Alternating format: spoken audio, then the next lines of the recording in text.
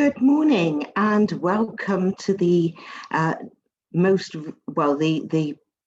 new session of the All-Party Parliamentary Group on Fisheries. This session is on financial resilience in fishing communities, and I know we've got a really good lineup of speakers today. I would just like to, at the start of the meeting, pay tribute to the Fishmongers Company for their kind continuation of funding our secretariat. And I think over the last couple of years, you will all appreciate the fact that with this funding, we've been able to perhaps reach a wider audience, and a subject very close to my heart, but I certainly feel that we are now contributing to ensure that we have a fantastic fishing industry into the future. So I'm going to hand over to Jacob Ashton now for a few housekeeping rules before I introduce the next speaker. Thank you very much for joining us, everybody. Thank you, Cheryl, and hi all, thanks all for joining. So this event will take our standard APPG format, so apologies to those that have heard this all before, but to submit questions, you can do that at any time and we'll get to them towards the end. You drop them into the Q&A box, which you should see in the Zoom toolbar, and do also feel free to upvote, give a little thumbs up to any that you find relevant or interesting, and that will make sure they rise to the top. Once presentations are done, we'll first be taking questions directly from any MPs or peers or parliamentary assistants that are on the call, before moving on to those from the rest of our attendees in the Q&A box. If your question is selected, then we'll unmute you so you can ask it directly to our speakers if you're comfortable with that. And any questions there aren't time to answer, we'll do our best to secure answers from our speakers in writing, which we'll publish on our website alongside a summary of the whole Q&A section. Just to note, the event is being recorded and will be published on our website alongside all the panelists' answers to your questions. All these post-event resources will come your way in a mail out within the next week, and then in the next month or so, it'll be in the new year, I expect, we will also send round the post-event policy brief, which will go through the main discussion points and outcomes from today's event. So that's it for me. I'll hand back to Cheryl to introduce our first speaker. Thank you very much. Thank you very much, Jacob. And our first speaker is Tina Barnes. She's the Head of Impact at the Seafarers Charity. She's going to be speaking on the work of the Safety Net project to build financial resilience amongst fishing communities, and the research and recommendations that accompany the initiative. So, Tina, welcome. Thank you for giving up your time. And over to you. Thank you very much, Cheryl. Good morning, everyone.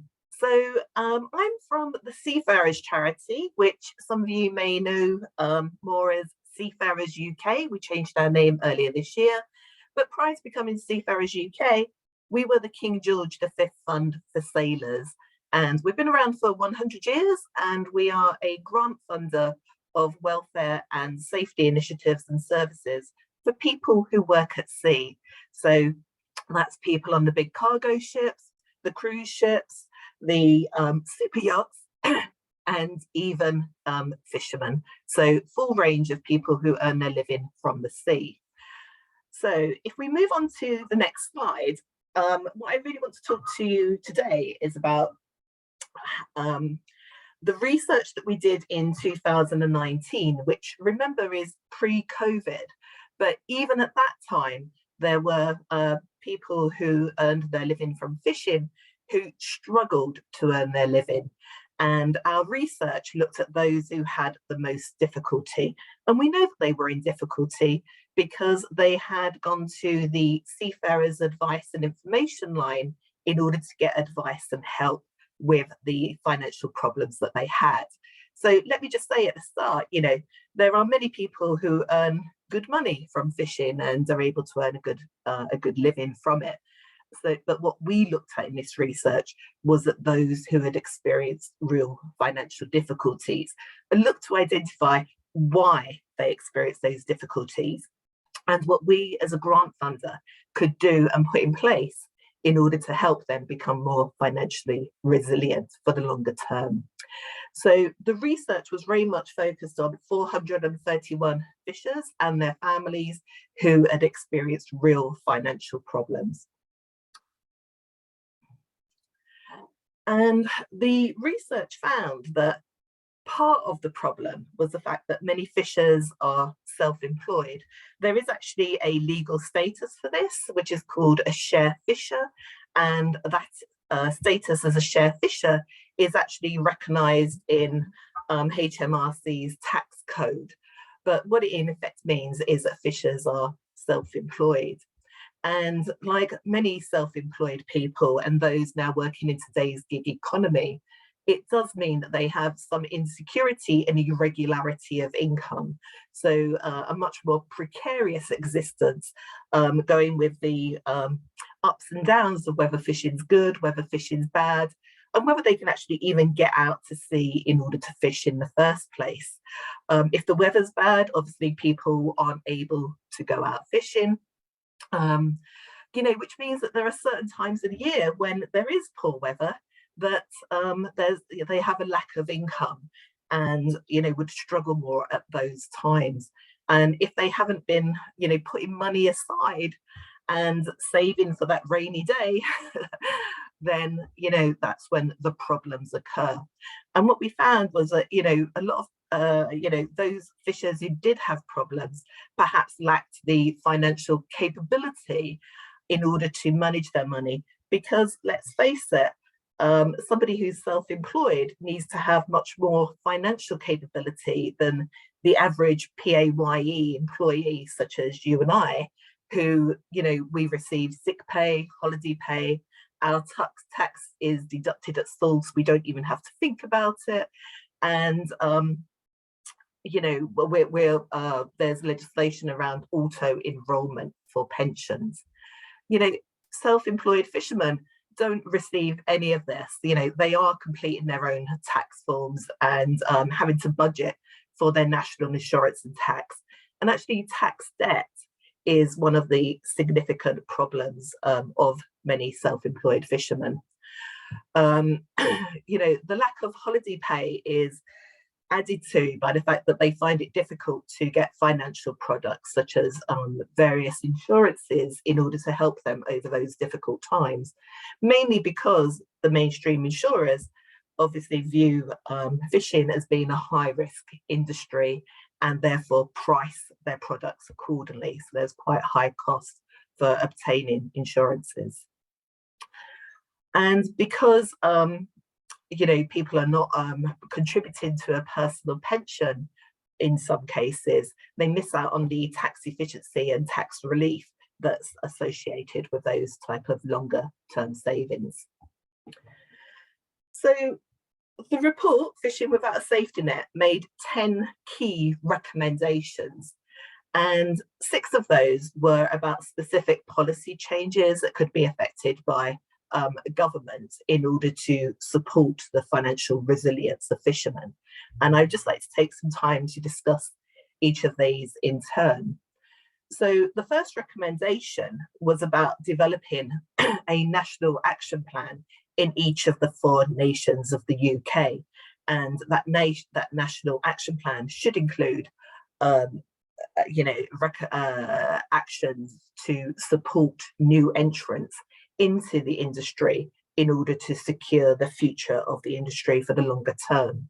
So really working with fishers and those in fishing communities in order to co-create, co-manage the fishing space in order for it to work better, more effectively for those in those areas. In terms of tax, as I mentioned, tax debt is a significant problem for those who are struggling. And if you've not paid your tax, your national insurance contributions at the time when you're unwell or facing retirement and applying for state welfare benefits, that's the time in which you realise the consequences of not having paid your tax and national insurance, because it becomes much more difficult to access benefits at that point. Previously, up to, I think it was actually 2020, there was a HMRC tax budgeting scheme for fishers. So this was a specific initiative which the tax office had to encourage and actively incentivise fishers to pay their tax. It was actually ended in 2020, and that's something which we're recommending could be reinstated. And we would like to work with the tax office on that. And when James from ComSave Credit Union talks, you will hear more about how we're trying to support fishers to budget and pay for their tax. So we're also looking at, auto enrolment for people employed in fishing for pensions, so that they could also benefit from the tax savings associated with that. And really, the welfare benefit system, having to wait 5 weeks in order to receive benefits, it really doesn't work for precarious workers, gig economy workers. It makes it very, very difficult for them to get by. And we're recommending that's looked at. And finally, the auction system for selling fish. Again, fishers are not in a very good position with that. We recommend, when lockdown was on and fishers were selling direct to consumers, they were getting a much better price for their fish at that time. So those are the policy recommendations. The remaining 4 recommendations were specifically for charities to look at. And this is what we, the Seafarers Charity, have taken forward. So there was an idea about, how could you retain being a share fisherman, but also have the benefits of being a PAYE employee rather. And by that, I mean paid holidays, sick pay, pensions, insurance, etc. And we come up with this idea of a share fisher plus approach. And we took some time exploring this and looking at, how we could group purchase financial services such as insurances in order to reduce the price, but ultimately concluded that a credit union would be an ideal solution in order to provide a range of financial services for fishers and their families. So we decided not to go forward with that solution, but to go forward with a credit union instead.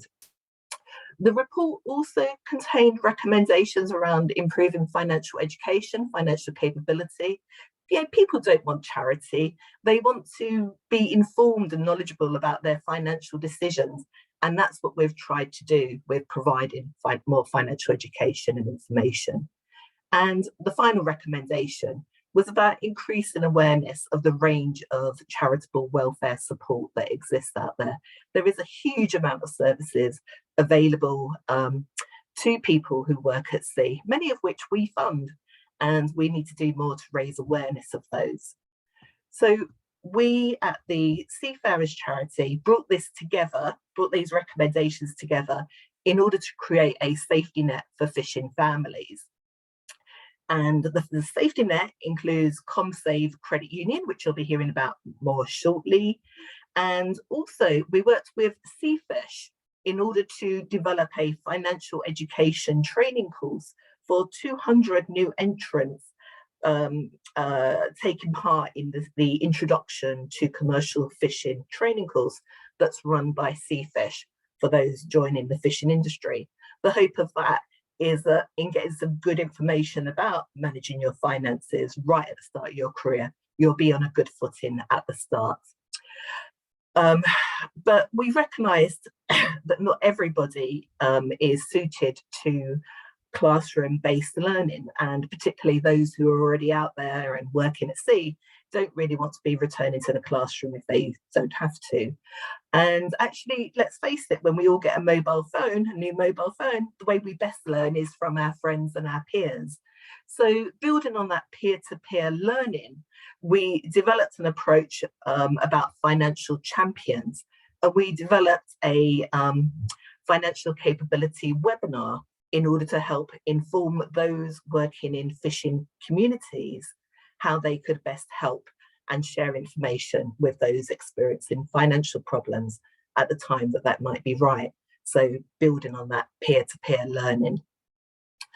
And we created a website to provide lots of information in one place. And I can show you some of the information that we created. If we move to the next slide, please. So this is ComSave Credit Union, who you'll be hearing more about shortly. This is the website. It's fishingsafetynet.co.uk. And this has information not just about managing debt and credit choices and budgeting, but also about how to get mental health support. Because if you're struggling with your finances, it's often your mental health and your relationships that begin to struggle as well. And these are some posters which can be put up in local fishing areas. So these are small A4 posters that can be printed locally and put in places where fishers visit. So shared with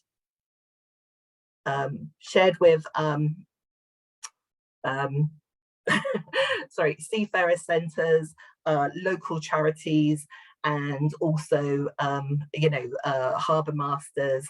Both the British Ports Association and UK Harbour Masters have helped to distribute this information. And this is another resource that we put together, which is a small fold-up concertinaed wallet card, which again, all the information here is advertising and promoting the Safety Net website in order for people to get more information and get some simple help in order to manage their finances. Okay, that's me finished, and I think we're having questions at the end, so back to Cheryl. Thank you. Thank you very, very much, Tina. And a lot of what you said, I can relate to, having been married to a commercial fisherman for 24.5 years before he sadly lost his life. I was one of the lucky ones. My husband made sure that his family were looked after, but I know sometimes it's a choice between maintaining your boat and paying for insurance or pensions. And I think you're doing an absolutely fantastic job. We're now going to move on to James Richards, the Business Development Manager at ComSave Credit Union. He's going to be speaking to us on ComSave's new bespoke financial services to members of the UK fishing community and wider supply chain, and how they help to provide financial security. Thank you for joining us, James, and over to you. Thank you very much indeed. Good morning, everyone. My name's James Richards and I'm the Business Development Manager here at ComSave. Really grateful for the opportunity to speak with you all today, and I hope you find the presentation useful. ComSave is a credit union, and our key aim is to provide our members with an easy way to save and a better way to borrow. So in the presentation, I'm going to talk a little bit about ComSave, our background, and how we came to be supporting the fishing industry. I'll be taking a look at what we offer in terms of our savings and loan services, and in particular, the bespoke solutions that we offer to fishers. And I'll also take a look at how we help our members with managing their money. So ComSave has been operating since 1991, when we were formed as a small credit union for postal workers in Northamptonshire. We've expanded on numerous occasions down the years, and we now serve a wide range of companies and sectors. We've more than 31,500 members all over the country, and those members have together saved just over £100 million with us, and we have £50 million out on loan to those members. We have a 28-person staff team at our offices in Northampton, where our contact centre is based, and this is open 6 days a week. In addition to the contact centre, members can access us on our website through online banking and our mobile app. And we're really pleased that members reviewing us on the Trustpilot platform have given us an average score of 4.9 out of 5 from nearly 1,000 reviews. So we were first approached by the Seafarers charity in the summer of 2020, following the safety net research to which Tina referred in her presentation. We already had many years' experience of serving members all over the UK, indeed having members in every postcode right around the country. So we were already familiar with some of the challenges of serving a membership base spread all over the country. We carried out a due diligence process to look at the relevant issues around supporting and serving people working in the fishing communities, and we're really grateful to the support of several organisations in the sector who advised us on some of the key issues to consider. And we were delighted to be able to officially roll out services to the sector in April 2021. In terms of what we offer members, firstly, we have a range of savings accounts that encourage members to develop a regular savings habit. Helping members to build their financial resilience is a key goal of ours, making sure that members are not vulnerable to financial shocks, such as changes in circumstances, the kind of things that often result in people borrowing unaffordably. To that end, all members are automatically given a regular savings account into which we require them to save £2 a week or £10 a month. And we then offer various other accounts, including dedicated account for Christmas saving, and an online goal savings account, which enables members to set up their own bespoke pots reflecting their savings goals. One of the benefits of credit union membership is the opportunity to earn a competitive dividend on savings. And at our AGM coming up in January, we'll be proposing to our members a dividend of 1.5% on their savings, a very competitive return for an instant access savings account. And every member is also covered by our bereavement fund at no additional cost to them. This means that in the event that the member should die, the fund will pay their beneficiary an amount between £500 and £5,000, depending on the amount the member had saved with us, helping the beneficiary to pay for things like funeral costs at such a difficult time. And in addition to our standard product offerings, we've also put in place a dedicated savings facility for fishers, designed to help them put away money for their tax bills. One of the considerations we were made aware of during our due diligence work was that fishers would benefit from a facility that enabled them to save during the year, ready for dealing with their tax return. So we've therefore developed this new account and can also offer fishers the option of ComSave sending funds to HMRC on their behalf through our bill payment service. One thing we're particularly proud of at ComSave is the impact we have on our members' ability to save.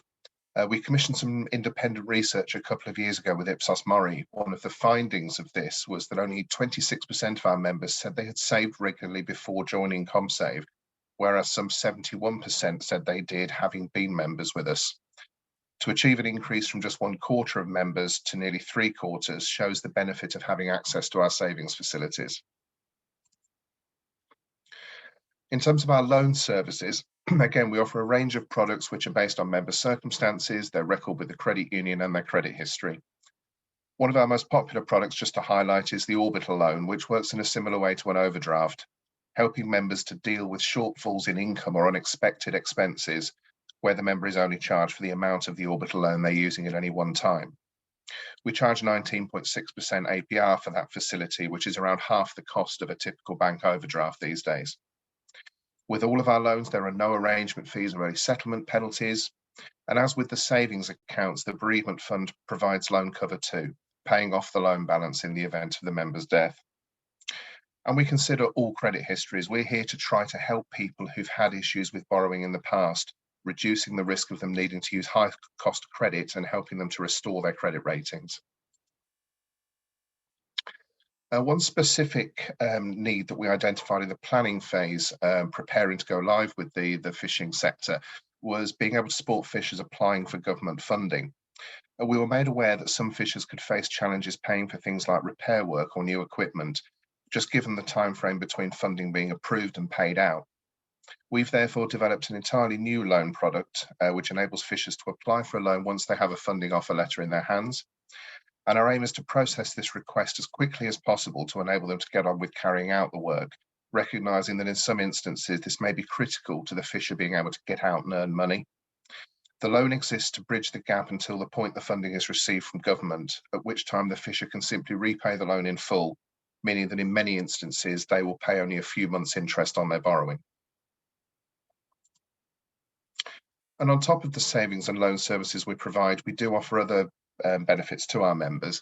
I've already mentioned the bereavement fund a couple of times, but one of our other member benefits is our money management website, See You Right, which features more than 60 articles on subjects like saving, borrowing, dealing with debt and life events. The site also includes a money motivations test, which helps members to better understand their spending habits. And we've partnered with the Money Advice Service to be able to offer various money tools to help members take control of their finances. So I thought it would be nice to finish the presentation with a video that's recently been put together to support the work we're doing within the fishing sector. We've been really grateful to the support of the Seafarers Charity in preparing this video, and we think it tells the story of how the credit union works really well. Working in the fishing industry. Ask anyone what it's like. They will say it's hard work, full of early mornings and late nights. There are special days you'll remember forever, and some days you wish you could forget. They will say it's pretty unpredictable, and if the prop's not turning, you're not earning. Which means sometimes you have to make a choice. Go out and risk your safety so you can pay the bills, or stay tied up and earn nothing. The consequences of not going fishing? You struggle to pay your crew, support yourself and your loved ones. This can impact heavily on your life, relationships and mental health. But there is a solution. By saving regularly, you can manage your money and begin to reduce your financial worries and reduce stress. And it doesn't have to be complicated. ComSave is a credit union, a not-for-profit financial service offering a range of savings accounts and loans for the benefits of its members. With ComSave Credit Union, you can save as little or as much as you can afford. You can pop away a few pounds a week, or maybe a bit more if the fishing's good. To help make saving work for you, ComSave offers savings accounts with separate pots, so you can easily put money aside for a special summer holiday, those unpredictable rainy days, or your tax. If you need a loan, even for as little as £100, ComSave Credit Union offers loans for just about any purpose, even if it's to fix your engine or pay unexpected bills. Working in the fishing industry doesn't have to be all or nothing. You can save regularly and safely and have access to an affordable loan when you need a little more. That way, you'll always have money for the good things in life and for the rainy days too. Set up your savings account today and become a member of ComSave Credit Union so you can start building a financial safety net for your future. Please call 030304 02660 or visit comsave.co.uk/fish to learn more. Okay, I think it's a really nice video. It's been beautifully put together, and we're really grateful to have that as part of the promotional work that we'll be doing to get our services known amongst fishing communities. So thank you very much for your time today, and I'll happily answer any questions you might have in the Q&A at the end. Thank you, everyone. Thank you very, very much, James. And yes, I agree, it's a fantastic video. We're now going to move on to Jamie Wilkinson, who's the Investments and Projects Executive at Aberdeen Council. He's going to be speaking to us on Aberdeen Council's Coastal Communities Challenge Fund and how its cross-sector partnership is helping to fund positive economic, social and environmental impacts. Over to you, Jamie. Thank you, Cheryl.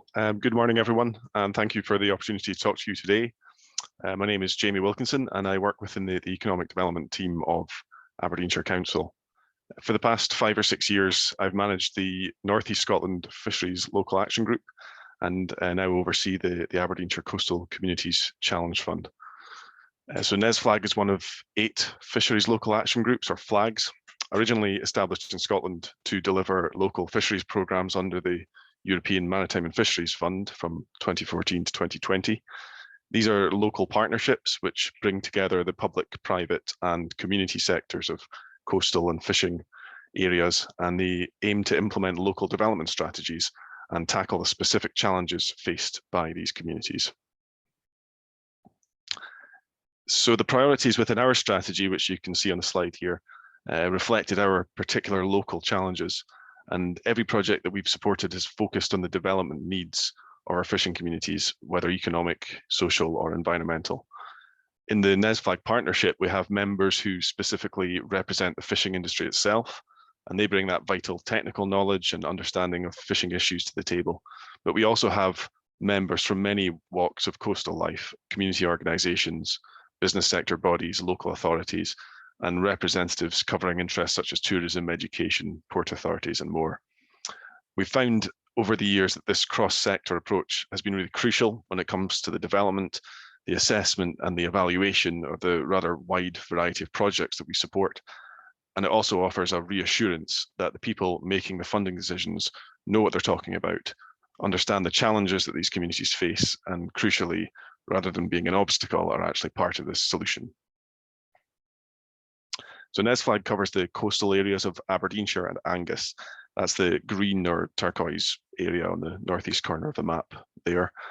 As I mentioned, until 2020, the funding that we distributed was part of the EMFF, and unfortunately the FLAGS programme has not continued at a national level, but locally we've been able to demonstrate the success and the impact of NESFLAG, the unique approach of what we call community-led local development, and the capacity and partnership working that we'd built upon. And this was instrumental in the group securing a long-term annual allocation derived from the revenues generated from the coastal assets of Crown Estate Scotland, with NESFLAG playing a key role in distributing this profit back to the communities where it was generated. So thinking about the subject of today's event and the challenges faced by the fishing industry to achieve a level of financial sustainability and resilience, an important point to consider is that in many ways, the fishing industry is somewhat fragmented. And so our programme has had to be varied and flexible in its ambitions. Aberdeenshire contains some of the biggest fishing ports in the UK, places where fishing is big business, which host a fleet of large modern trawlers. But it's also dotted with traditional fishing villages and small harbours, many of which have been in decline for a century, but whose small-scale fishermen maintain a living through their resilience, through their resourcefulness, and through their determination. Both ends of this scale suffer from economic uncertainty, particularly in recent years, and the programme has aimed to support the full breadth of the spectrum of the fishing industry in North East Scotland. Indeed, we've supported a number of projects that have enhanced facilities at the major ports of Peterhead and Fraserburgh, particularly in the supply chain in areas, diverse areas such as ship maintenance equipment or seafood processing technology. But in my opinion, the heart of the programme has been the success that we've achieved in partnership with the much smaller scale inshore fishermen, the small businesses and the fishing communities themselves, ensuring that they have the opportunity, the resilience and the financial security to thrive and to maintain these communities' long-standing connections with the sea. So I'm going to share 3 examples of projects from the more than 50 that we've delivered over the past few years, all of which I hope demonstrate the success that we've achieved in this time. Each are located in small Aberdeenshire fishing harbours, and each has developed a new source of income or has increased financial sustainability for its communities and its fishermen. The first is all about a group of small-scale fishermen who came together and worked in partnership to achieve something that they wouldn't have done individually. Fishermen naturally are lone workers, and when Rose Harty's fishermen are at sea, it's usually just the fisherman himself alone on his boat. Rose Harty, on the far northeastern tip of Aberdeenshire, was one of the herring boom harbours of the late 19th century, and in its heyday it was home to a large fleet of herring drifters. These days the fleet and harbour is somewhat diminished, but a small number of mackerel and lobster boats still operate. And in 2018, a group of them came together. They formed an association and they decided to do something about the rather poor state of facilities that existed at the harbour. By working with NESFLAG, they secured a capital grant of around £75,000, and they invested in fit-for-purpose landing and storing facilities, including an electric davit, an ice machine, and a chill room. This new equipment means that their catch, which is high quality, highly sustainable line-caught mackerel and creel-caught lobsters and crabs, stays fresh and maintains value before it's transported to market. The next project is an example of diversification and of creating new sources of income for harbour businesses and fishing communities. We worked with an individual who had been raised into a fishing family, but for whom the fishing industry didn't have the financial security to offer him a career. He was looking for an opportunity to reconnect with his maritime roots, and we were able to offer part of the costs towards the establishment of a new venture at Stonehaven Harbour, offering wildlife and natural heritage trips along the coastline.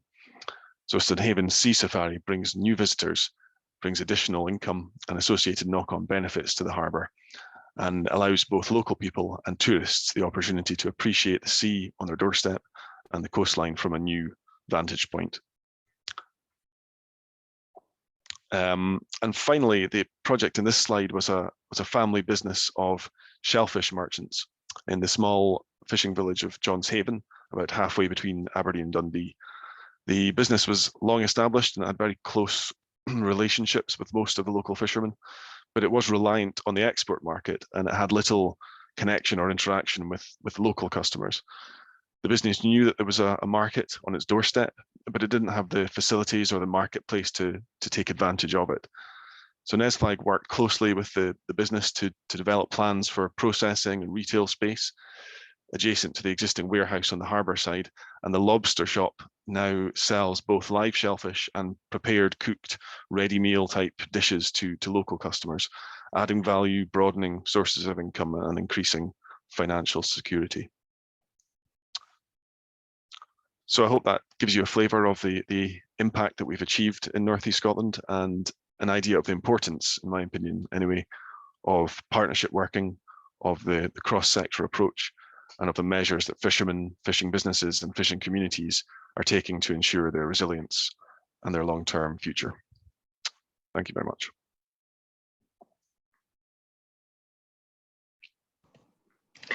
Thank you very, very much, Jamie.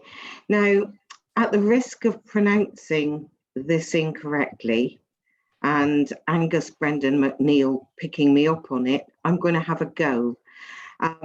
We're going to go over now to Joe McPhee, who's the Head of Economic Development and Planning at Comharl Eileen Star.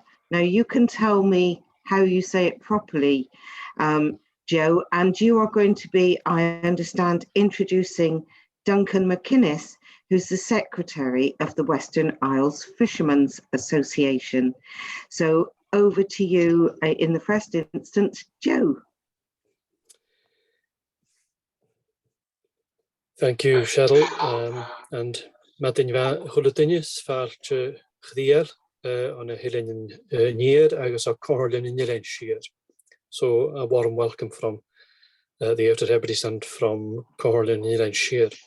So we're going to go through some slides briefly on our current activities in relation to supporting what is a critical component of our island economies. So next slide, please.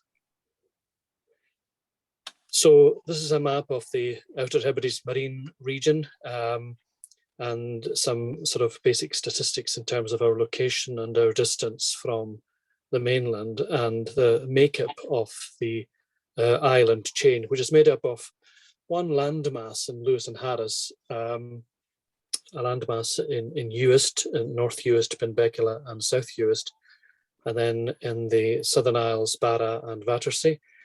And being a Barra man, I'm very proud of my own island and of course all our islands and what our islands do.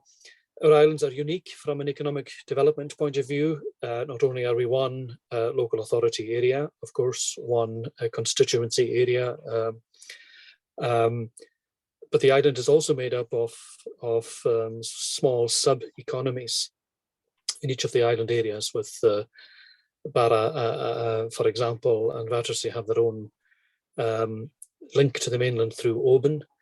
In Uist, you have links in the south to between Loch Boisdale and Mallaig, and between Loch Maddie and Uig in Skye, Harris and Uig in Skye, and then of course in Stornoway, the main link between Stornoway and Ullapool.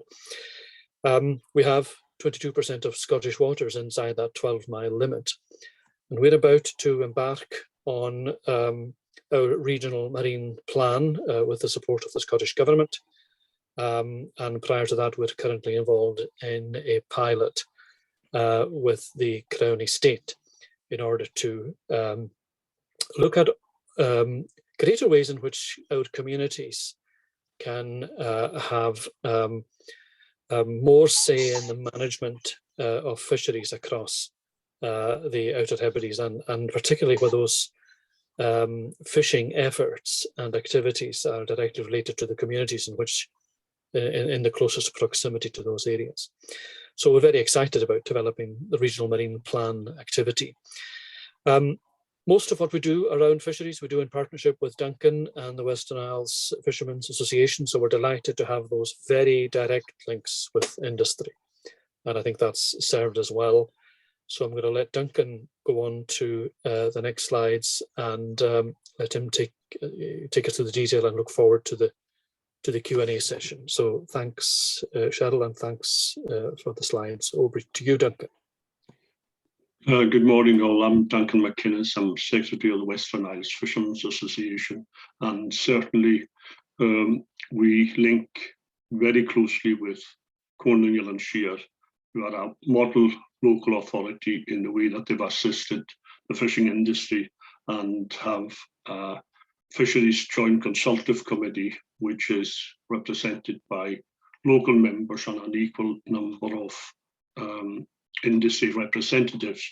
So we've faced, like many other coastal communities in the UK, many challenges.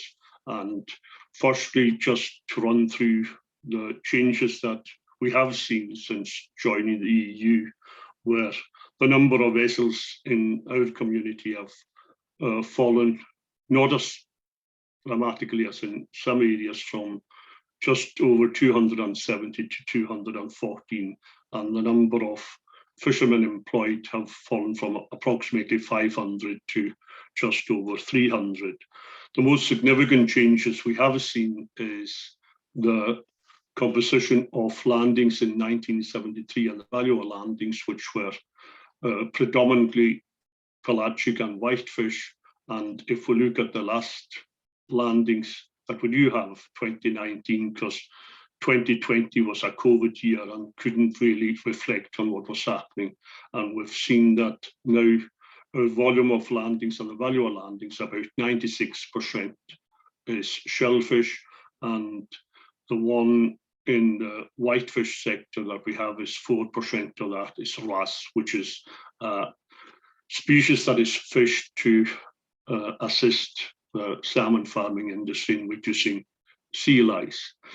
Like many other areas, we've seen a downsizing of the fleet due to publicly funded decommissioning schemes, which has resulted in many over 10-metre vessels being scrapped. And this has meant that the community has become very dependent on shellfish exports to the EU markets.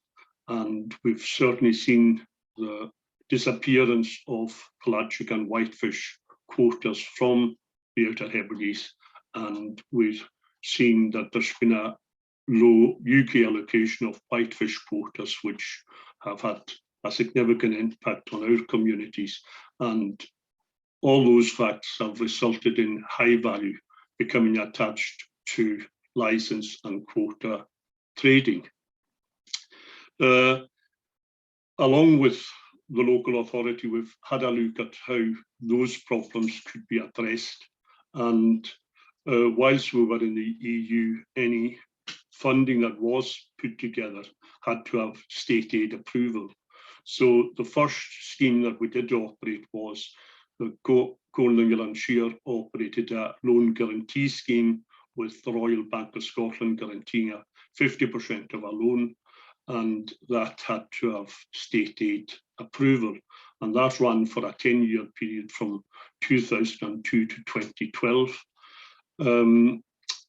We did show that during that period there were 81 applicants that were approved. The caller guaranteed over 2.5 million.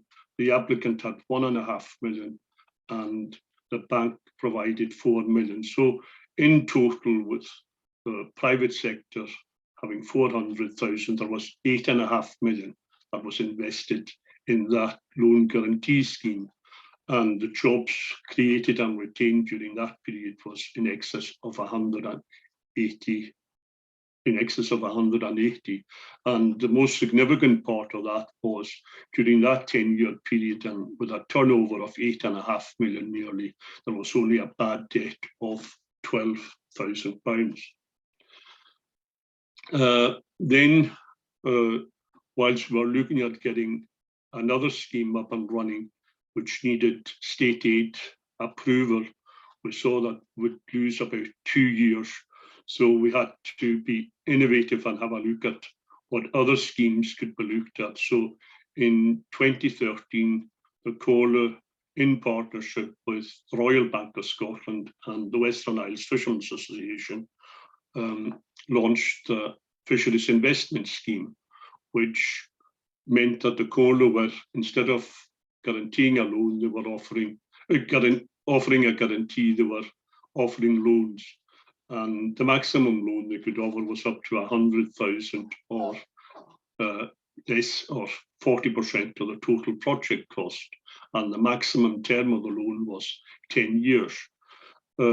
Commercial rates had to be applied because it wasn't a state aid, and all the legal costs involved in setting up a loan and mortgage on the vessel had to be met by the applicant, and catches had to be sold locally at prevailing market prices. All applicants had to be older than 18 years old, have all the statutory certificates, and priority was given to fishermen who were under 40 and to vessels that were under 10 years old. Neither the licence nor the vessel could be sold without the prior written consent of Colonial and Share. In that period since 2013, we've approved 50 applicants, and the COLA have loaned out nearly £2 million. The applicants have provided in excess of 1.6 million, and the bank have provided 4 million. The significant part of that is that the private sector see the benefits in this, and there's been cash injection from the private sector, and that's mostly buyers and processors in excess of £750,000. Other public funds have come in at just under 200,000. So in that 7-8 year period, in excess of 8.5 million has been invested in the local industry. That's safeguarded 130 jobs. And the other significant thing is, to date, there has only been a bad debt of £12,000 in trading of in excess of 8.5 million. All applicants have to be considered by a fisheries panel, which consists of representatives from Colonial and Share, the Royal Bank and the Fishermen's Association. And this scheme integrates very well with a community quota scheme that the COLA launched about 15 years ago, where they bought nephrops on the open market, and those are leased to the new entrants as they join the industry. The challenges we do face as a community is, like many other fragile and remote communities, is an aging population. And we're seeing in particular that we're seeing the 16 and under population declining. And in the 12-year period from 2012 to 2024, we're seeing that age group declining by 16%, and those under pensionable age decreasing by a further 12%. And coupled with that, we're seeing that those over pensionable ages are increasing by over 26%. So we're faced, like many other communities, with an aging fleet structure, lack of local deckhands, and certainly rigid immigration rules are having a significant impact on the local fishing industry. We're seeing housing costs and property prices increasing, so there's a dire lack of affordable housing, which is a barrier to anyone that's being offered a shop, that they can't come in because there's no housing. We've limited access to affordable quota and long delays in vessel construction. and the way that the industry has gone recently, very limited diversification opportunities, and we do tend to find that the sector's hemmed into whatever they're doing at the current time. So looking ahead, we're looking at what opportunities are available to us as an island community, and we're certainly looking at the Cola's current community quota scheme, which is solely nephrops, could be extended to include whitefish, as the UK are given additional quotas as we've left the EU, and a more regional approach to fishing opportunities. Certainly, the relaxation of immigration rules and a one-size-fits-all immigration policy does not suit island and rural communities, so some relaxation on that would be necessary if communities like the Outer Hebrides are going to survive as coastal communities. And certainly we welcome the Scottish Government's first-time ownership grant scheme, which was launched in May this year, and we would hope that we'd see a continuation of that to allow new entrants into the industry. And as Joe alluded to, connectivity is vital, and improved connectivity to the market is essential in remote communities. And additional funding to support local food production with the new schemes that are going to replace EMFF funding. And finally, looking at net zero targets, with certainly having a need to look at exploring alternative marine fuels to meet our net zero targets. And we've already been doing some work with UHI and Lewis Castle College on having a look at how green hydrogen could be used in fishing vessels. So that's the end of our presentation, and I thank you all for listening.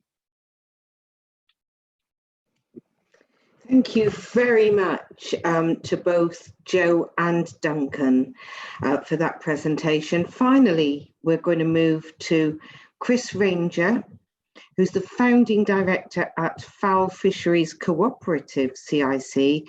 He's going to be speaking about the interactions between the foundation of a community interest company and building financial resilience in the local fishing industry and communities. So welcome, Chris, and over to you. Well, thank you very much, Cheryl. Thank you to Jacob and to the previous speakers. I mean, I'm quite honoured to be asked here today, although financial resilience is still just a vision, really. The CIC has a sort of vision statement where we will lead, champion and manage a sustainable marine environment and an aquaculture site by successfully securing the right balance between social, environmental and economic benefits to ensure clean water, sustainable habitats and a viable industry. I'm not going to read all of this because we are well over time, but in short, I started in this career in 2008. I had to rebuild an old wooden boat and learn the techniques for fishing under sail. And I remember sort of thinking the value at first landing wasn't very viable. And so I set up a purification centre. I went to CFAS and Port Health and got approved for processing oysters, and drove to London, walked around pretty much all the restaurants, and the response was amazing. The problem being really is 40% of my catch was too small for the market, 40% was okay, and 20% was a bit big. In 2015, the fowl oyster got a protected food name through the EU scheme, and that has been transferred to the UK scheme. A PDO processed oyster, must originate from the fowl fishery, so that's the difference between a PDO and a PGI.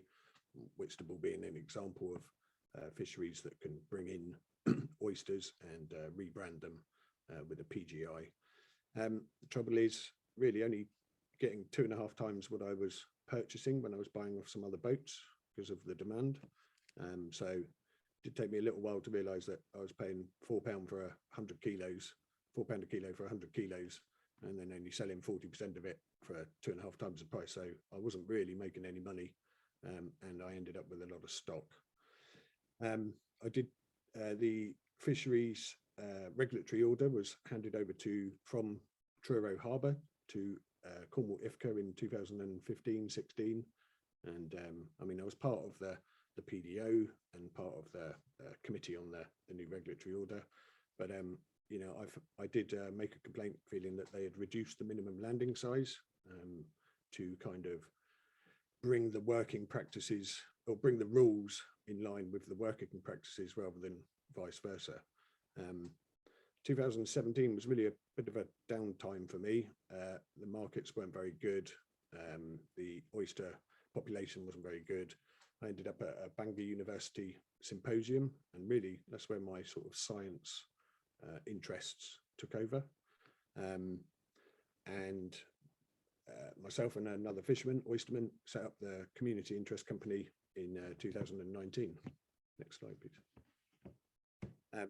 Just to give you a quick sort of summary, back in 2008, a kilo of oysters was £2.30 for any oysters over 60 gram, and £1.50 for any under 60 gram. So just taking a look at that, a 100 gram oyster was worth 23p, and a 50 gram just 7.5p. A 10 kilo bucket was worth 15 to 23 pounds, but could contain between 100 and 200 oysters, sort of depending on the size. And I certainly know which one I'd prefer. The fowl fishery really has supplied other fisheries for decades with juvenile oysters, which get grown on, rebranded, and kind of sold for economic benefit. It's quite well known that the fowl has supplied many fisheries throughout the decades. But the little chart here just shows how they measure oysters with the Native Oyster Restoration Handbook. You know, so there is a difference between the length and the height of something. Boy, it's been a tough couple of, well, 13 years really. I've been criticised, humiliated, threatened, beaten up, and ostracised, which I like as a word because it comes from writing on oyster shells. But you know, in the past couple of years, I've really been supported for the science approach, and with over 200 crowdfunders. But that's our only income at the moment, and it's great for setting things up, but it's not always very helpful for ongoing costs. I've been encouraged by academics and professors to carry on, and I always strive to be altruistic. Here's a couple of charts really. The top left shows the UK landings of native oysters since the sort of 1950s, which shows, you know, a couple of peaks, but a couple of troughs as well. And then the one on the top right is some data I've been collecting over the years. There are a few gaps that I've not managed to fill, but, you know, back in early 1900s, you know, 800 tons was landed off this 1,100 hectare fishery. And shortly after, I don't know if it's coincidental, I'm looking into it, but shortly after the minimum landing size was introduced in 1926, you know, the numbers plummeted. The bottom left shows a Cornwall IFCA landings chart that sort of shows the landing since about 2000, so the past 20 years, and it looks quite level. But you know, when you compare it to historical landings, you know, that chart on the bottom left is the same as the very last bit on the top right. And then I did a model and could see things were declining. I mean, things have changed a bit with the pandemic and stuff, but you know, it is native oysters are in decline. 95% of the UK population has been lost. The invite to this APPG was quite a shock because, you know, I mean, I don't feel we're financially resilient at the moment, but, you know, part of that is management, and what we're trying to implement with the CIC is managing our stocks and our catch, growing them on, and while they're growing, they're reproducing. So I'm not going to read out this whole slide, but, you know, I think strategies to build a financial resilience include sustainability requires monitoring, diversity requires change, equality requires inclusion, habitats require funding, and management plans, you know, deserve some interrogation if numbers are plummeting. Next slide, please. This is a great infographic from NORA, which is the Native Oyster Restoration Alliance. There's a native oyster network in the UK and Ireland as well. And, you know, it really shows the benefits of a healthy native oyster habitat. They're not just the fishermen's benefits, but there are so many others. I mean, a big few is the carbon count and denitrification and habitat. You know, they're a keystone species. But that's really sort of what we're aiming to do, is to protect the industry as well as the habitat. And there's a couple of little images here from our fundraising. You know, we've raised 18,000 through our first stage, which was for a native oyster hatchery. And then we've just raised £2,000 for an algae farm, because we realised the native oysters in the hatchery really need feeding, and that seems the best way forward. There's a great paper, Science Needs to Interrogate Prevailing Power Asymmetries Within Among Existing Institutions, Question Its Own Scientific Assumptions, and the values and interests that are the result of those power asymmetries and assumptions. Unfortunately, you know, this is such a small fishery, and it kind of just looks after a few people, really. And because of that, you know, IFCA made a statement recently saying that they're not looking to expand beyond the current monitoring and ongoing projects in the fowl fishery, which I find is a real shame, because, you know, we're down to the last sort of 5%. One thing IFCA kind of stated was that wild fisheries often exhibit a 7 to 10 year cycle in their abundance, and I find that really tricky to sort of is that resilient? I find it hard to work in. And the last slide, please. Just to say, I had this great saying the other day, and it really resonated. It's better to be a warrior in a garden than a gardener in a war. You know, there's a lot we need to do regarding the habitat as well as the industry, and they sort of should go hand in hand. Many thanks. Hopefully I've kept it to as short a period as possible. Thank you so much, Chris. And now we're going to move on to our question and answer session. Before we do, I'd just like to thank all of our speakers, and we've gone from the Outer Hebrides to Cornwall. So I think it's been a very broad presentation today, geographically. And I just noticed the Westminster Hall debate has finished. I don't know whether any of my colleagues have been able to come back to log in, but can I ask if there are any MPs on the call or their staff, please, Jacob? Hi, Cheryl. Yeah, there were definitely some online earlier. I think they've had to nip off. We do have a couple of parliamentary assistants on the line, but I'll leave it to their discretion if they want to come in or not. But I mean, they're happy to come. They would be welcome to come in at any time, so we can move on to the main Q&A if that would be best at this stage. Okay, could I ask Alid, or if you do have a question? Hello, yes, thank you very much for the presentation today. I was just really sort of interested to learn more about the role of the Crown Estate in Scotland in facilitating particularly smaller fishing vessels and local marine strategies. How, with the Crown Estate being devolved, how has that helped Scotland advance marine strategies? It's still at fairly early days in terms of the local administration of the Crown Estate. What happens is that we receive an allocation on an annual basis passed from the Scottish Government to local authorities, and that's been allocated to NESFLAG, to our group to distribute, and we've set a number of priorities, which I put up on the screen earlier, which target various measures. So in terms of, I mean, I can't comment on the actual management of Crown Estate Scotland, because what we're dealing with is the sort of allocation of the revenues generated, but we are certainly targeting the support and sort of resilience of fishermen, and including younger fishermen in particular, in Aberdeenshire with our fund. Does that?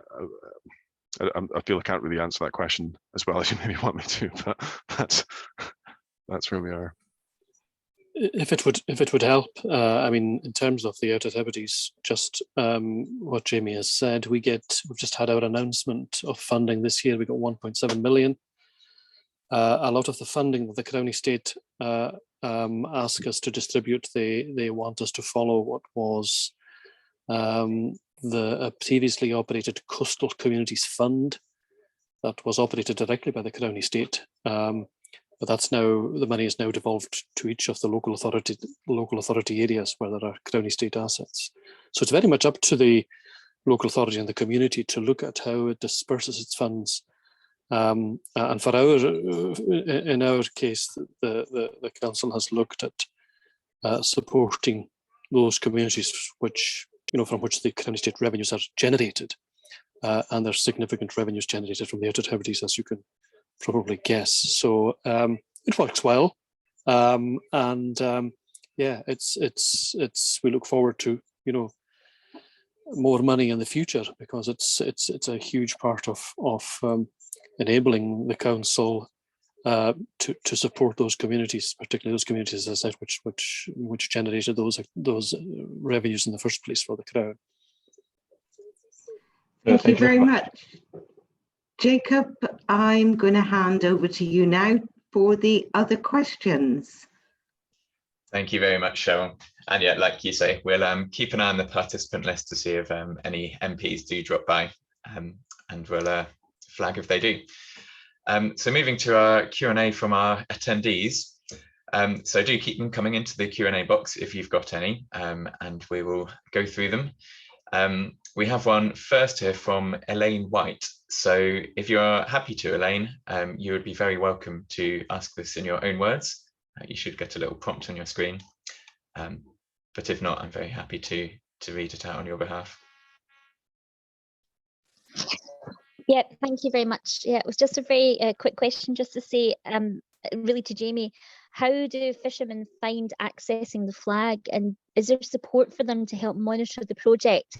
We have a flag in our area. I know that it doesn't always go towards fishing, and it can be quite complicated for people. So how do they manage that? Thank you very much. Yeah, I mean, under EMFF, I think everyone knows that European funding had a reputation for being difficult to access a lot of the time, and being quite administration heavy. So I think that's one of the real benefits of the flag model, because we have that support network on the ground, the sort of the cross-sector nature of the partnership means that we can use the capacity and the contacts and the experience that are on the partnership, as well as the sort of secretariat, the staff which are employed through the council, to support particularly the smaller end of the scale in terms of applicants. So support the local fishermen who often aren't used to having to answer the sort of questions that are being asked of them in the application process. And so I think that's where we add value in comparison to the national programme, to the sort of the wider EMFF or other funds, that we're able to take them through the process and ensure that they meet the requirements, both at the application stage and right the way through, as you said, to project monitoring. So I'm sure if you asked them, they probably said it wasn't easy. But I think I like to think that we make it a lot easier for them, and probably as a result deliver projects that otherwise wouldn't have been delivered. Thank you very much, Jamie. Chris, did you want to come in on that? Yeah, just a quick point. I mean, the question was asked. I have found it incredibly difficult with our local flag. Our CIC has not received any funding through any kind of flag scheme or support. I've approached them several times, but again, I kind of wonder whether just our fishery is just too small for them to worry about. And I've tried with the Seafood Innovation Fund, and we weren't innovative and recently was writing an application for the FISP, the Fishery Industry Science Partnership, and sadly we were advised, because Cornwall IFCA weren't supporting the project or involved in it, that we would have very little chance of getting government DEFRA money.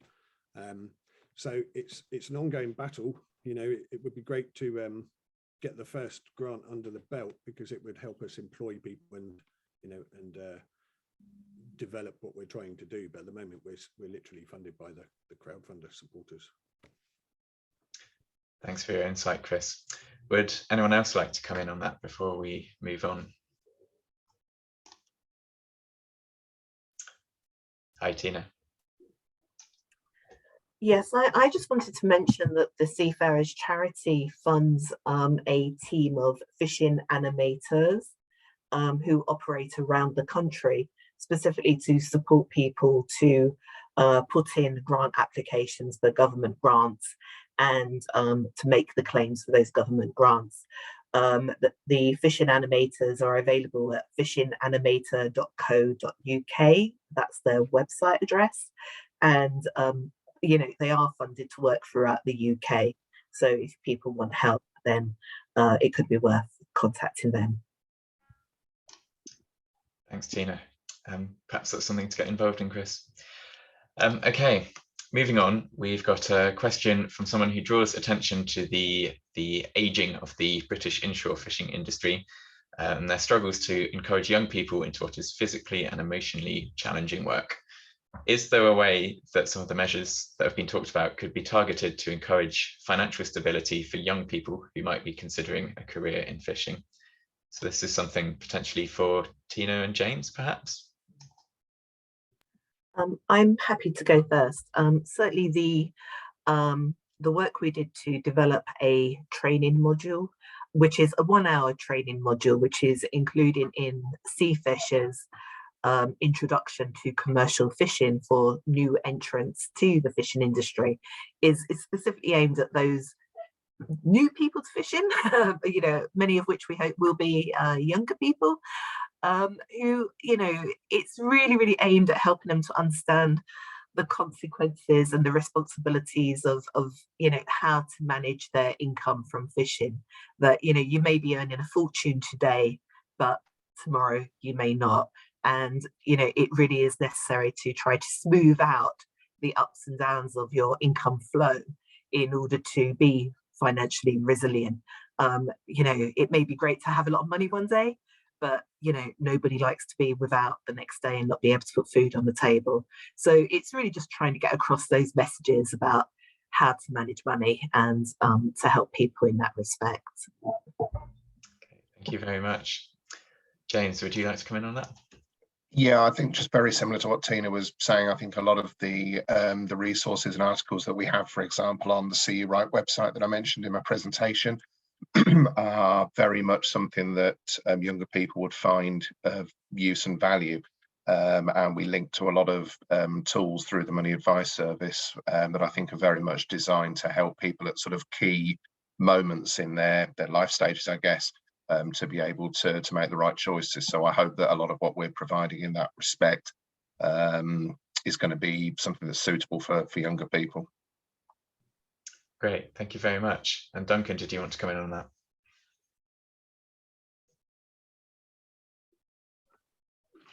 Right, just following on, you know, it all depends whether you want to be a new entrant into the industry or do you want to be a first-time vessel owner, you see. Anyone that's going to support vessel ownership, you must have a background in fishing and certainly demonstrate that with qualifications. We heard earlier on about the training requirements that are there, that are assistance for new entrants achieving their required statutory training. And certainly Marine Scotland at the moment have launched a pot of money to assist and capped at 100,000 the maximum grant that's available for first-time vessel owners, which is significant, and that can be up to 75% depending on that's towards the cost of the vessel.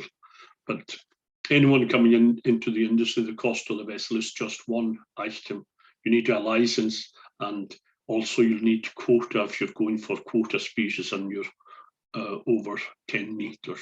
So innovation and working with others and in partnership has, in the Western Isles anyway, allowed us to, it's not a barrier to those that have the qualifications. There is a selection process, and like any other stewardship of public funds, we have to be accountable for the selection process that we do go through. And I would say that that's why there's only been a debt of 12,000 over 10 years and, you know, a turnover of 8.5 million. That's the selection process that you have to go through to qualify for that funding. I see, thank you very much. Okay, next up, in a similar vein to answers that I think Duncan and Joe, you've both touched on this already. They say the investment into the Isles of 8 million is impressive. How did they engage with the fishing industry, the fishing community, to make this happen? And what learning did they have from this funding of fishers and their communities? So either Duncan or Joe, perhaps you'd like to come in on that. If I can come in, Joe can come in after me, because as I said, the Colan and Yalanshire, I would say, have been a model local authority in how they engage with the fishing industry. And there are many other similar local authorities around the UK that have similar coastal communities, and engaging at a council level with a fisheries joint consultative committee with an equal number of representatives from industry, cross-section of catching, processing and marketing people that are represented, along with a similar number of councillors. It's a very open door approach. We look at all the challenges that are around us, and I must say there are many, many challenges, and I see many challenges ahead of us, and no more than marine designations that are right around the UK as the marine space that's available to the fishing industry gets lower. Looking at 8.5 million in a small local authority and a small industry is a significant amount of money. I think you have to convince the bank, for example, or a bank. We've approached, there was an open door to all the banks to come and discuss the way forward with us. And I have to say that the Royal Bank was very encouraged on what was presented to them. And you can see why, from a banking point of view, the level of debt that has been accrued over that amount of money. There's not many other industries that the bank could say will support an industry and have that level of debt. I think it's important when you're looking at who's the applicant that you scrutinise very, very carefully, and also that you value the assets that you are looking at, and you make sure that the valuation of the assets are done properly in the initial stages, because if there's a mismatch there, if things go wrong, you could hit trouble. But I'd be happy enough for anyone to get in touch with me on the way we progress things.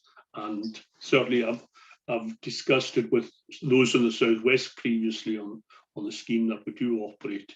It's proven the test of time, and I think we'll just go from strength to strength as new guys come in. We're there to assist them. Wonderful.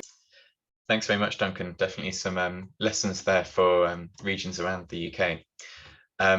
Joe, if you are online, do feel free to come in on that, but I think perhaps he's away from his screen at the moment, but we can come back to that if not. Moving on, we've got a question that asks, have organisations like Seafarers and ComSave adjusted their services in light of the pandemic? So this is back over to Tina and James. Tina, would you like to come in on that? Yes, absolutely. So almost as soon as the pandemic struck, we recognised that there would be specific challenges for the fishing industry, and our trustees released an additional £2 million from our reserves in order to provide grant funding of that amount, $500,000 was specifically earmarked for the fishing industry, and that money was used, I can remember the breakdown, so £200,000 of that money was used to, was awarded to the Fishermen's Mission in order to provide hardship grants to those fishermen who were specifically experiencing extreme hardship and difficulties, so to provide an immediate response to them. There was another 50,000 that was distributed amongst local fishing associations that applied to us, in order again to provide hardship grants to respond to needs. More innovatively and interestingly, we we awarded the other £250,000 in a joint partnership with Fishmongers Company, so the worshipful company of Fishmongers Fisheries Charitable Trust, and we had a £500,000 rapid response grant fund which fishing businesses could apply to, and that actually funded a huge number of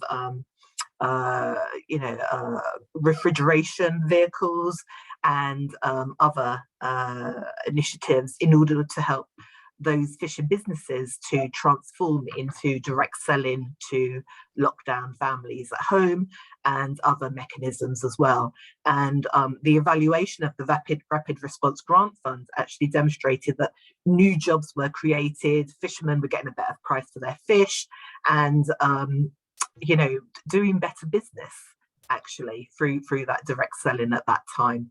But I think that was probably a specific response to the pandemic and everybody being locked down at that time. But it was a particularly successful and innovative project that helped people continue to earn an income at that time, and was thanks to the additional funding released by our trustees. Great, thank you very much. Do you want to add anything from the ComSave perspective, James? Yeah, thanks. I think there's probably a couple of elements from our perspective. I think, firstly, I guess we were fortunate when the pandemic and the lockdown first started that we were used to providing our services remotely because we have a national common bond. We're very much used to serving members all over the country, wherever they are, with our online facilities, but also the call centre for people who are perhaps less confident using the digital services. So that for us was just a kind of case of lifting our stuff up and taking it home and getting up and running again very, very quickly. But I think what we were then able to do in specific instances was to help people that were perhaps struggling with things like maintaining loan repayments. So obviously we're dealing with people who perhaps even in the other industries we support might have had overtime cut, might have been furloughed, and we're able to kind of apply a lot of our principles, I guess, as a credit union, in terms of helping people to be able to put in place payment holidays and arrangements just so that we could support people through the pandemic and make sure that they weren't adversely affected any more than they needed to be. Perfect. Thank you very much, both. Okay, I reckon we've got just about time for 2 more questions. So next we're going back over to seafarers, asking what is next for seafarers in terms of financial resilience for fishers, and how can local MPs provide help to their constituents? Okay, I think I'm going to answer the second part of the question first, which is MPs and anybody working in the fishing industry, the best thing you can do is to point fishers to the fishingsafetynet.co.uk website. Huge amount of good information on there, which is verified, accountable, safe, good information for people. So it's not passing on mythologies or passing on old wives' tales. It's giving some good sound information. So I think that's the first thing, because actually there is a huge amount of organisations out there, such as the Seafarers Advice and Information Line, who can provide, which is like a CAB service for fishermen, and can provide help and advice on individual, debt problems, housing problems, immigration problems, etc. So that's the first thing. And the second thing in terms of financial resilience, we've carried out a new piece of research this year on working conditions in fishing, because I think with fishing without a safety net, that was very much focused on the individual's financial resilience and what they need to do in order to help themselves be financially resilient. But in looking at the working conditions, we're looking at how can the industry be more resilient and attract its future workforce? What does the industry need to do? So that will be our next piece of research and is the next stage from Fishing Without a Safety Net. Great, thank you very much. And Cheryl, would you like to come in from the MP's Yeah, perspective? if I can come in from the MP's perspective, every MP, like I do myself, have caseworkers. And if anybody wants us to help them, be it a fisherman or anybody else, they can certainly come direct to their MPs, and we will deal with things in a very confidential way. I use the Seafarers Charity quite a lot with my casework when I think they can help. The other thing that I think people often forget is it's not just financial assistance, but from a health perspective, I know the Fishermen's Mission used to have, and I think they still use the Dreadnought unit, and sometimes fishermen can be referred to the Dreadnought unit, which is based at St Thomas's Hospital. And the other thing is, I know there was a scheme, and Tina, you probably are aware of this as well, where dental services were given on the quayside in a unit through out of hours when the fishermen sort of are available and are in from sea. So there's a lot there to help them. But if anybody feels that they do require help that they can't normally find online or through Tina, then please contact your local MP, because we do have caseworkers who can drill down and help, and it is all confidential. Thank you, Cheryl. That's really good to know. Okay, moving on. We've got conveniently two questions that follow a very similar theme about the government's new Fisheries and Seafood Scheme, the FAS Fund, and asking whether there are obviously still lots of unknowns about the scheme, but does anyone know to what extent it will support fishers' financial security? Do you want me to come in there again? Obviously, this is part of the £100 million that was promised. I know a couple of schemes have been opened, but my discussions with the Minister and the Secretary of State is keep your eye on this. There are all sorts of schemes that are being looked at.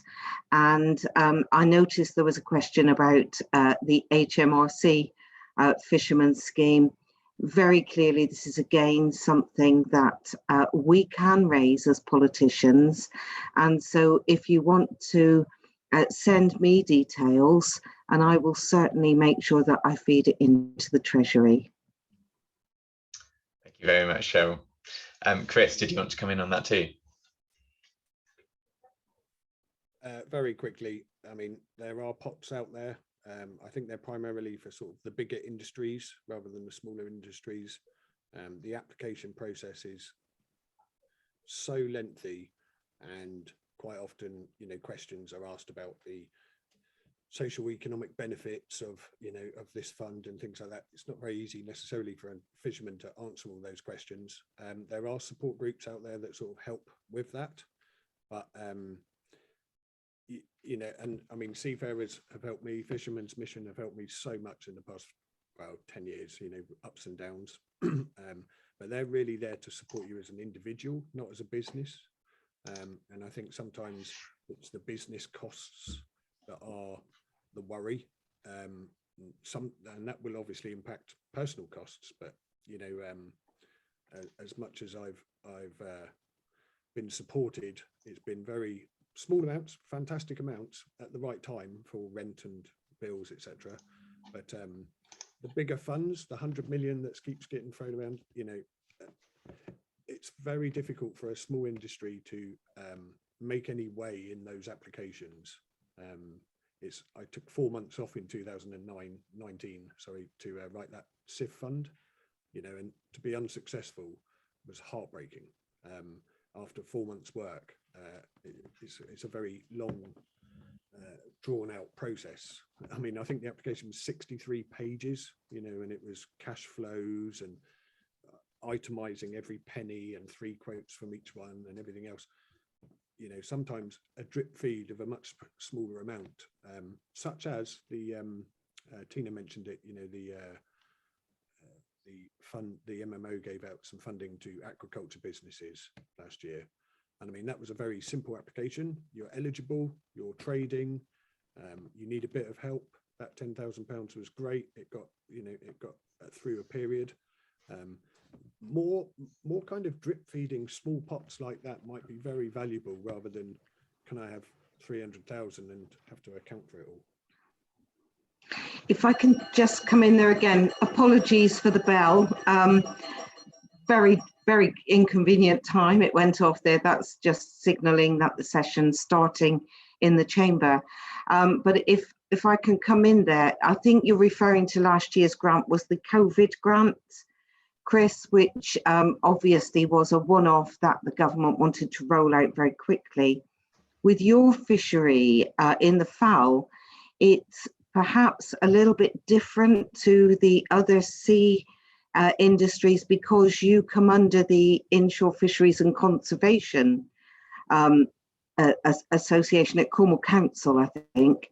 And so your grant funds and your grant applications may very well have to go through the local authority rather than the government on a lot of occasions. So it's a little bit different, but I'm pretty sure that if you need assistance, your local MP, who I know very well, will absolutely assist you in any way that she can. I mean, I've been speaking to Sherilyn for the past couple of years, and yeah, you're quite right. I mean, we're an inshore fishery. We're quite unique in that we are sail vessels. So well, you're not an inshore fishery. You are actually a harbour fishery, I think. Yeah. So it's in the river, which actually comes under the local council for licensing purposes and that sort of thing, rather than being at sea, if you know what I mean.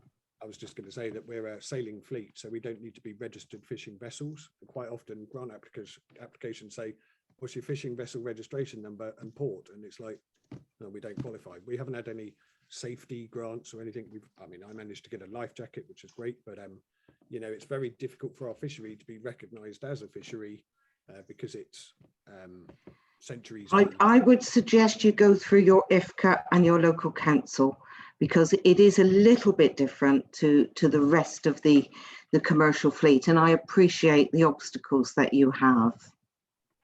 Thank you very much. Thanks all.